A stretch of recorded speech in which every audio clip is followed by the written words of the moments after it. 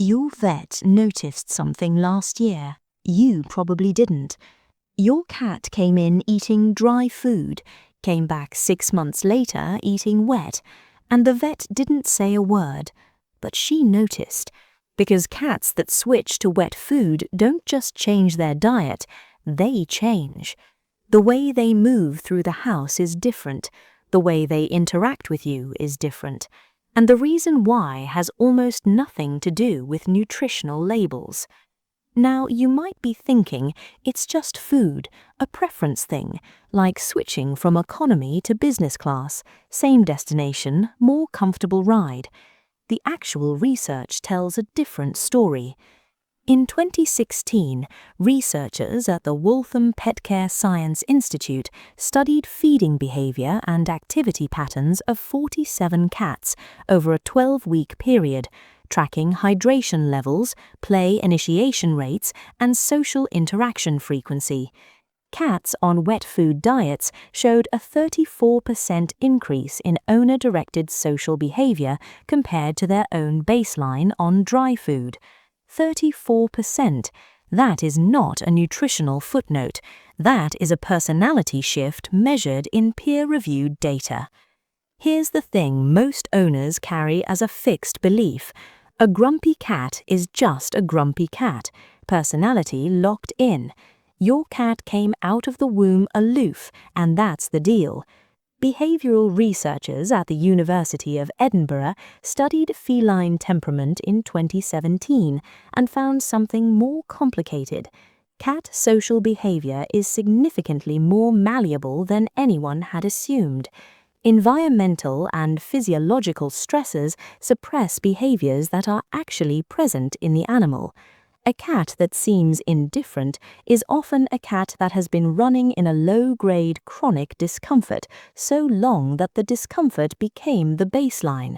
That's a different animal than the one you think you have.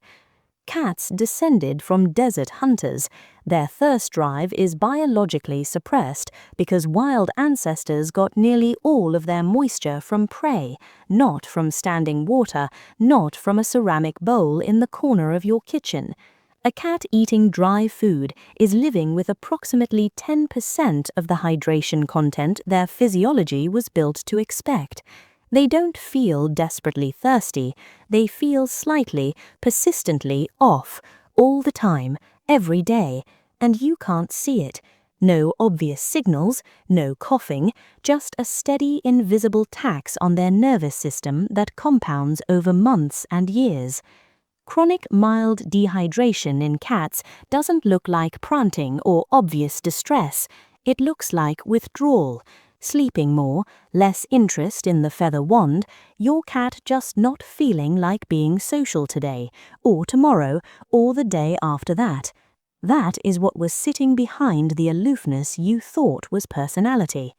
In 2020, veterinary researchers at the Royal Veterinary College in London published findings on idiopathic cystitis in cats, a painful urinary condition with no bacterial cause.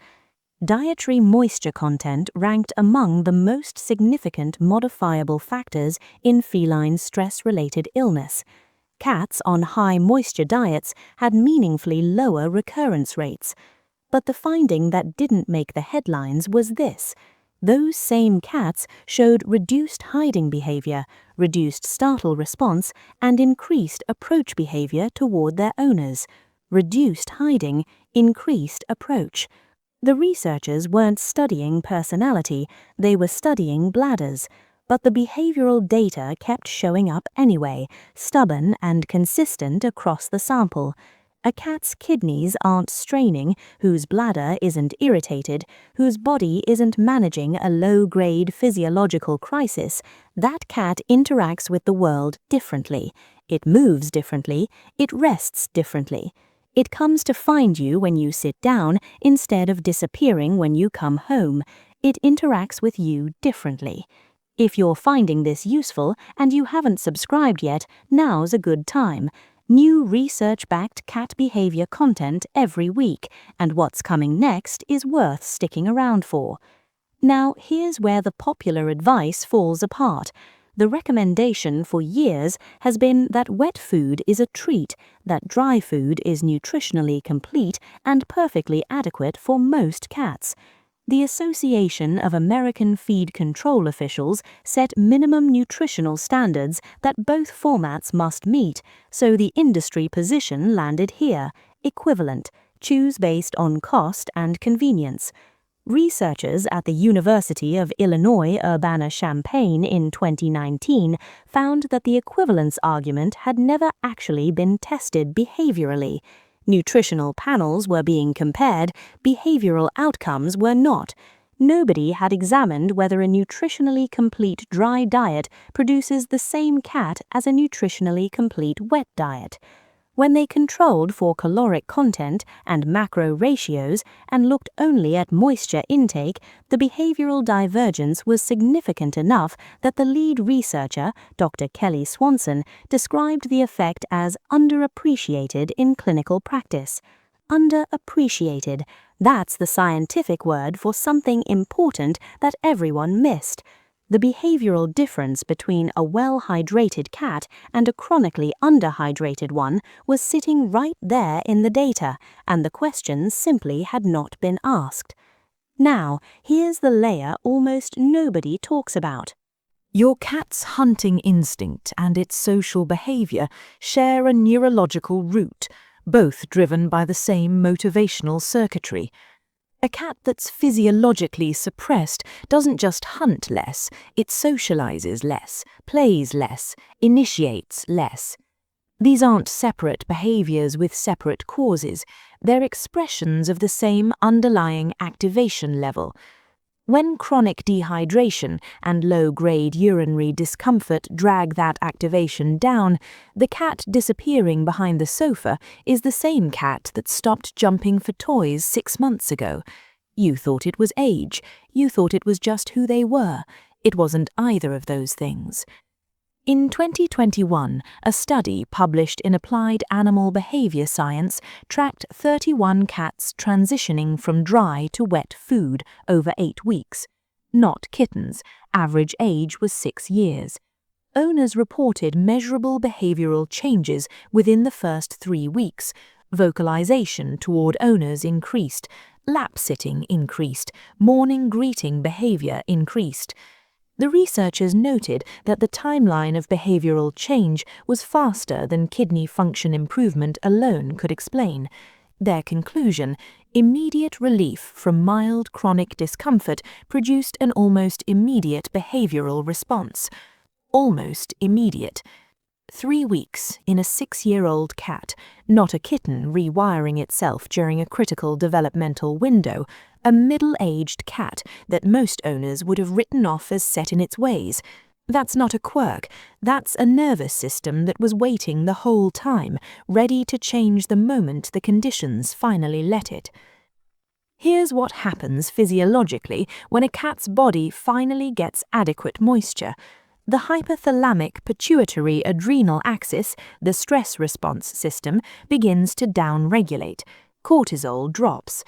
In 2018, researchers at the University of Lincoln studying cat-owner relationship quality found that cats with lower baseline stress markers were significantly more likely to seek owner proximity, not because they liked their owners more, but because they finally had the neurological capacity to express something that had always been there. The affection was not new, it was always there. The body was just too busy managing discomfort to let it out. There's also a feeding routine angle that barely gets discussed. Dry food free feeding, the practice of leaving a bowl out all day, promoted for decades as mimicking natural grazing, was studied by researchers at the University of Guelph in 2018.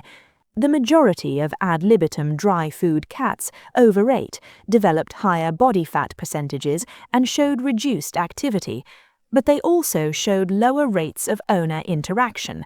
They ate when they wanted, drank less than they needed, and moved through the house on their own terms, without the social anchoring that structured meal feeding creates.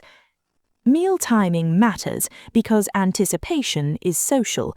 A cat that knows food is coming associates your movement toward the kitchen with something good multiple times a day. That's not a small thing. The University of Lincoln researchers noted in 2020 that anticipatory behavior around feeding was one of the strongest predictors of owner-directed affiliation throughout the rest of the day. The relationship between you and your cat is being rehearsed at every meal. Free feeding removes that rehearsal entirely. In 2019, researchers at Oregon State University ran a modified version of the strange situation test, the same developmental assessment used to measure secure attachment in human infants, on cats and their owners. 64.3% of the cats showed secure attachment patterns. They used their owner as a base of security, explored more confidently when the owner was present, and returned to the owner after stress. 64.3%. Bear with me here, because that number matters more than it looks. That is not a small subset of unusually friendly cats. That is the majority of domestic cats, tested under rigorous conditions, showing the same core attachment pattern as a 2-year-old child with a parent. That is not an aloof species. That is a species whose attachment behavior has been systematically suppressed in domestic settings by factors nobody thought to look at. Dr. Mikel Delgado at the University of California, Davis has described the gap between cat behavior in suboptimal and optimized conditions as one of the most underestimated phenomena in companion animal science. The cat most owners believe they have is a cat operating under load, not the real cat, the load-bearing version of the cat, the one spending its entire motivational budget on managing a body that never quite feels right. The switch to wet food is not the point. The point is what the switch reveals: a cat that was always more social than it could show, a bond always stronger than the behavior suggested, and a body that for years simply didn't have the resources left over to express any of it. Most owners never find this out. They manage the cat they can see, they accept the distance as a character trait, and build a whole story around it. My cat's just independent. My cat's not a lap cat. My cat doesn't really like being held, and some of that might even be true. But a meaningful part of it, the researchers keep finding this study after study, is load, physiological load that was never visible and never addressed. You now know something different, and the cat that's been on the other side of the room for the last 2 years might not be as far away as it looks.